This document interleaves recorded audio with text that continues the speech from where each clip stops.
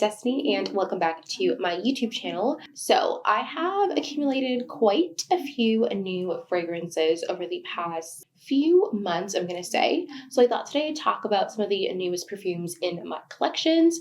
There's some bonds, some a little bit more on like the intense and like sexier side. So if you want to see what those are, please keep watching. By the way, most of these are like winter fragrances, so you absolutely can wear them in the winter time. Most of it, I think there's just one that isn't. So if you're interested to see what those are, please keep watching. Okay, and so we're going to start with something that's pretty newly released. This is Yum Bougie Marshmallow, and this is Kayali's newest release. And this, it just smells like strawberry milkshake with whipped cream on top and like that strawberry syrup drizzle.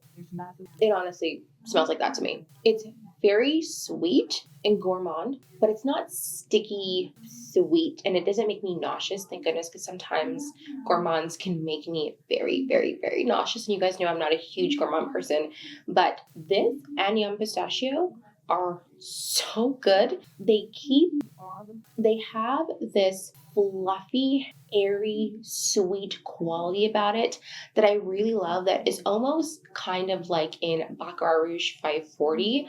Not that they smell similar or they're similar DNA, but in the way that Baccarat 540 is sweet and airy, I feel like Kayali does that as well. Like they have this sweet and airy quality about their Yum line. Pistachio and marshmallow both share that like airy quality that keeps it from being this overly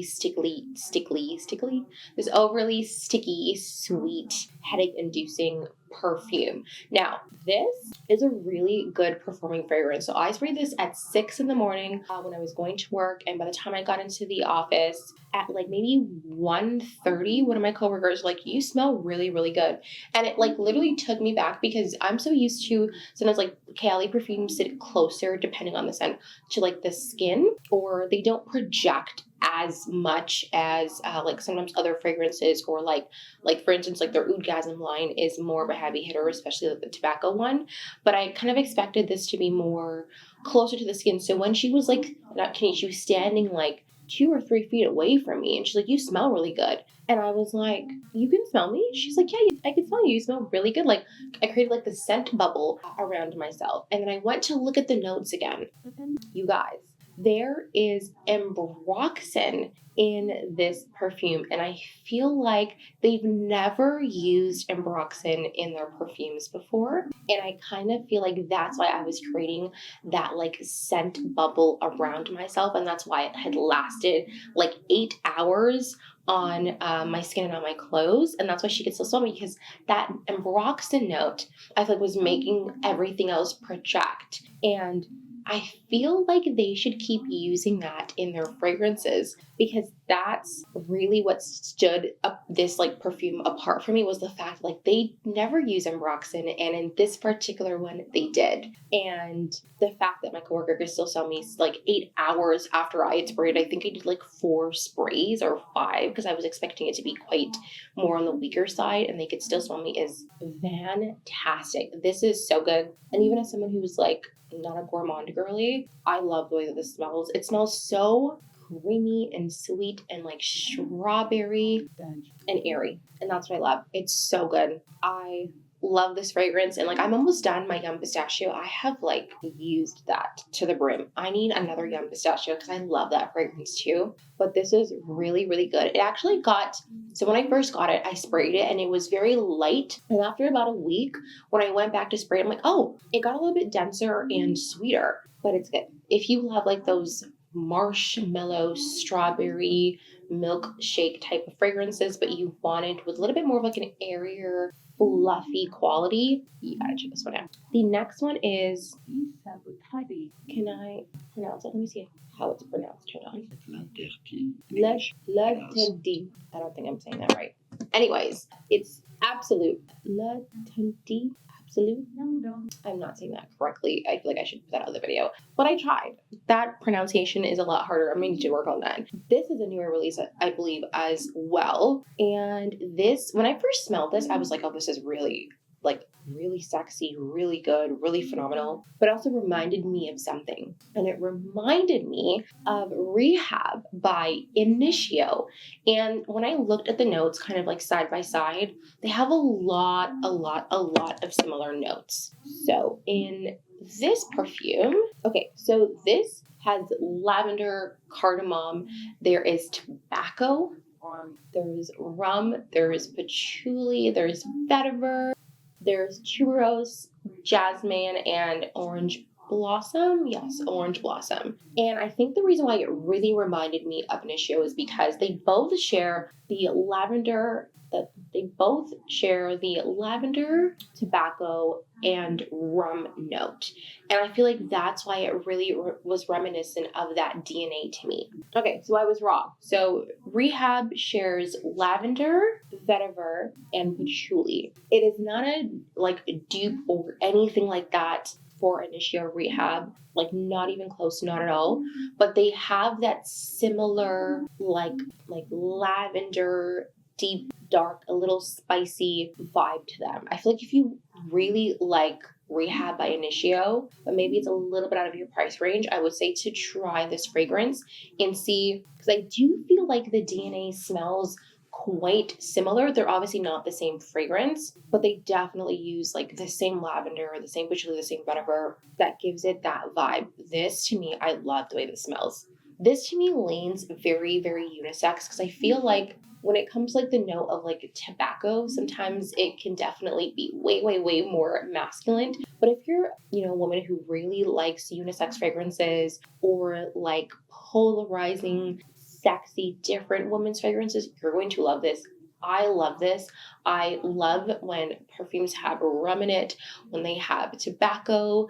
Those are kind of my favorite notes because I feel like it goes more in the sexy category, dark, mysterious. And I think this on a woman, on a man is, oh my God, it's so good. It is so good. It almost is like it's like aromatherapy smelling, but then there's like that tobacco, that rum, that vetiver gives it a really sexy, edgy vibe. If you like edgy perfumes, this is your girl. If you like edgy perfumes, this is her. It is good. I wish more people talked about this. I feel like this is so good, but I can also see people being like, it's a little bit too much or too dark because of those notes in there. But this is really good. Okay.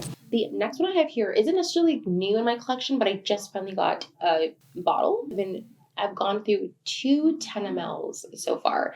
This is Milk by Commodity. Now, this was like the first Latonic sweet perfume that made me fall in love with like milky perfumes. This to me, oh my gosh, I love this fragrance. And it is like good in terms of performance and protection. And I remember one time my coworker was like, you're leaving scent trails throughout the office. You're leaving like your scent trail. This is so good. Okay, so this is like this to me smells like warm milk. And if you added marshmallows on top of that, and then you had like blow-torched the marshmallows, but you also added a little bit of like caramel drizzle on top of it after you did it. I don't think caramel is a note in here, but it has this sweet, dense lactonic note, like lactonic smell to it. And then because the base is like this woody base, it stops it from getting overly sickly sweet and kind of just grounds that perfume. So you're getting something very sweet, very comforting, very like milky and creamy. This is so incredibly good. It is really, really good. Like, I love this fragrance. So well made, so good, so long lasting. Definitely like a 10 out of 10, especially in the wintertime. This in the wintertime, oh my God. Like, talk about cozy, snuggly, just like all the best feels. So good. The next one I have here is actually another one by Givenchy, and this is actually called Nude Velvet. And so this is a really powdery floral scent. There's something almost a little dusty in here. Not dusty in like a bad way, like dusty in terms of like if you ever like put, like it doesn't smell like makeup, but if you ever used your loose setting powder and you put on your face, like the dust particles are like all in the air. That's what I mean by like dusty. Very powdery, floral, a little bit warm. If you like perfumes like Fleur de Peau by Diptyque. Those like powdery floral scents. You're going to like this. It's a really good and pretty fragrance. I believe they use the note of rice powder in here. And I think that's why I'm getting this like dusty vibe. I'm going to also read out some of the other notes that I feel like are listed in here. Irresistible. So this is Givenchy Irresistible Nude Velvet. Okay. So there is notes of neroli, almond, ambrette, iris rose, cedarwood musk, and rice powder. So I feel like the fact that it is very powdery could absolutely be coming from like the iris and the rice powder, which is why it like instantly off the bat, it's a very powdery fragrance. But I also feel like there is something slightly nutty, like very slightly nutty. And then, of course, you have like a little bit of the florals going around. But I would say it's mostly, at least to my nose, a powdery, nutty floral. Powdery being like the most note that you can smell, like the most I'm picking up on is that powdery note. It smells really, really good, really incredible. Like again, I feel like the Fleur de Peau type of fragrances, you're going to like this, or powdery florals. Think of like Delina Exclusive, Fleur de Peau, now this. This is going to be like right up your alley. But again, it has like that nutty almond feeling. Not too much, but there's something nutty there. There's just like, you're just like, oh, what else is that I'm smelling? And it's like the nuttiness. So it's really, really good, like powder, almost like cosmetic powder or setting powder sprinkled over almonds. It's like that, but in a really good way. Okay, the next one I have here is a really, really like sexy, amazing, sweet-ish perfume. This is Teriyaki Intense by Lattafa. So this one I have a harder time describing because I can't pick up like individual notes. It just smells like a really well blended fragrance, but it kind of has the DNA of Angel Share, but it is not a dupe of Angel Share at all. I believe this is like an original creation. It has the DNA, but they're not even in the same family. They just like happen to share the same interest. But I think to me, if I were to like compare it to Angel Share, to me sometimes Angel Share wears like, it's obviously very boozy, very cinnamony, very like apple, like this like very sweet, like almost like an apple cinnamon pie infused with like Hennessy. If you ever had like infused desserts before, that's what it kind of reminds me of. Where I feel like with this, it's almost like it doesn't have that cinnamon or anything like that. I believe they use plumony or plum liqueur in here, which gives it like this really boozy quality to it. It's really incredible, really good, but I feel like this is way more wearable. Like if you were looking for an everyday winter scent, I personally feel like you can get away with this. Like you could wear this to like date nights. You could wear this maybe like 1 or 2 sprays to like the office because it is quite like potent, but it's not as almost like jarring and intense and like formal as Angel Share could be. It's really incredible. It's really good. I wish I could describe it more for you guys. I feel like it's one that you'd have to smell on your own because I can't pick up individual notes, but I will read out what they say it's like supposed to smell like the notes. Okay, so there is saffron, bergamot, plum liquor, cinnamon, amber tonka, and benzoin. Again, the most I get is like that really boozy quality. Everything else is blended really nicely. I do get like a spice in there, so it can be the cinnamon, but it's nowhere near amplified the way that it is in like Angel Share, for instance. But I think because of me, I love like boozy notes and fragrances that when something has like alcohol in it, you can smell it right away because it always gives it like a little bit of an edge. Like it puts it over the edge when they add some type of like liquor in the fragrance. So this is really good to me. It's like really good, really sexy, really everyday, like deep dark winter appropriate. If you prefer those types of scents, it's really good. And it will, oh my gosh, it lasts such a long time. Like I will spray this on my inner arm and like 12, 13 hours, 14 hours later, I can still smell it. I've worn this, gone into the shower, and you know, sometimes like in the shower, it's hot. So you're like bathing and then like you're smelling this, like I'm smelling the scent radiate off my body because it's like so hot and humid, and I come out and I can still smell the scent. So if you want a perfume that's easily wearable in my opinion for like the winter season. Inexpensive. It's also made by Quentin Bish, which has made perfumes like Guidance, and what else has he made actually?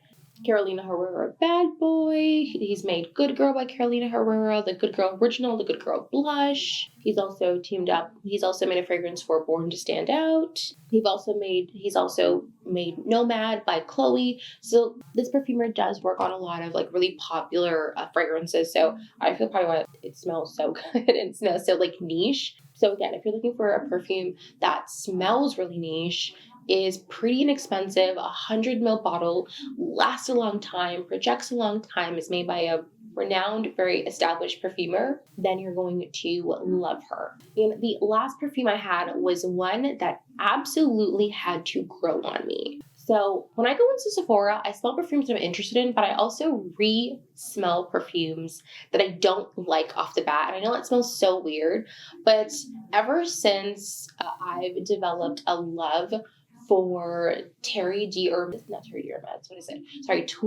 by Hermes. Ever since I fell in love with that perfume, that was one that when I used to spray it in Sephora, I could not understand how people could like that. Like, I understand everyone has different tastes, but like, I couldn't smell, let me put it this way, I couldn't smell the amazingness that everyone else kept talking about.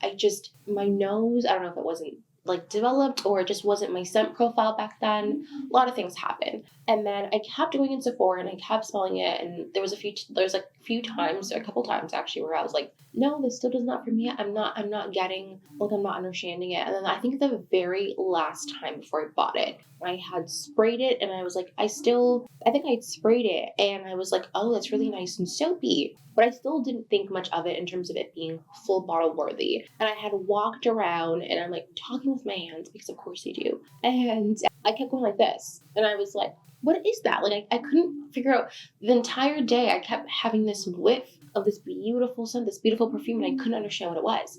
And it was the Twilly Dearbaz. And I ended up going to love it. So now if I smell perfume and I don't necessarily enjoy it the first time, when I'm in Sephora or near a perfume counter, I will re-sniff the perfume if they have it to see if maybe something has changed in my nose or if I could smell different notes. And that's exactly what happened with, long story short, I'm rambling, that's exactly what happened with the Fenty Perfume. So many people raved about this perfume and I could not pick up what they were picking up. It was so overwhelming to my nose at the very first time, I couldn't understand it. And then, maybe about 2 or 3 months ago, I think because the bottle had aged in the store. So when I smelled it again, I was like, this is not the same perfume. It's not the same perfume. I smell like what I smell right now, this deep, dark, sensual, spicy rose with these notes of like citrus. It is incredible. It is polarizing. It is floral. It is rose heavy, rose dominant with citrus notes. And I remember my friend at the time, we actually swapped bottles for me to get this. And I gave her a bottle that I didn't really like. And then she gave me this because she first bought it and she loved the way it smelled in the beginning. And then I think as the rose got deeper and darker, she said that she didn't like it. And I love that. I love when there's deep, dark roses, almost like roses that have died and have turned black. I love the scent profile of rose or florals in general. I think they're fantastic. I think it's so good. And it can go in so many different directions with florals. But this is one that is so polarizing, so incredibly sexy, so like deep and dark, but then there's little hints of like freshness, of brightness, because she uses like citruses in here. It's really good. And I'm so happy that now I can smell what everyone else is smelling. And I'm also happy that like she's had this bottle for a while, so it's aged. So I'm getting like a nice aged bottle. Oh, it's so good. And when I mean she performs and performs and performs and like this, it lasts all day. Like I mean like 10, 12 hours and it projects Cause like the entire day I'm smelling myself nonstop. And I only do like 2 or 3 sprays of this because it is very strong and it lasts a really long time. So if you're like me and maybe you didn't like it at first, I would say like every time you go into Sephora, like definitely like check it out, keep smelling it. But if you've never smelled it before and you love like citrus or like deep, dark, heavy floral like scents, like I just said, please check us out. I think you're absolutely going to love it. Okay, and so these are all of the fragrances that are new in my collection that I got. Let me know down below what's new in your collection. I am really excited to sniff and wear a lot more different perfumes than I'm used to in 2025. I definitely have a particular scent profile, and I think this year I really want to challenge that. I really want to try and find perfumes that I normally probably wouldn't gravitate towards based on the notes, and start getting samples of things that are outside of my comfort zone, because I feel like that's how you develop your scent and how your scent changes. And the same thing happens, of course, like with me, things that sometimes you just don't smell or you don't have enough time to test, especially when you're smelling so many different fragrances in store, can get very overwhelming. But I think I have a pretty good, like a pretty broad spectrum of new perfumes in my collection in terms of things that are different from each other. And that's going to be important to me in 2025. I don't want to keep rebuying the same stuff. I want to have like different types of perfumes. So the next video, hopefully I'm going to bring to you guys, is going to be like, I know it's going to sound crazy, but let me know if you guys actually want this. I'm actually going to be testing like spring, summer fragrances now. So I have more time over the next few months to test them before, so I know what I'm buying in spring and summer, because there are a few fragrances that I'm really interested in. Anyways, if you guys want me to talk about that, even though it's like winter, let me know down below. Thank you so much for watching. I really appreciate it. And I will see you in my next video. Bye.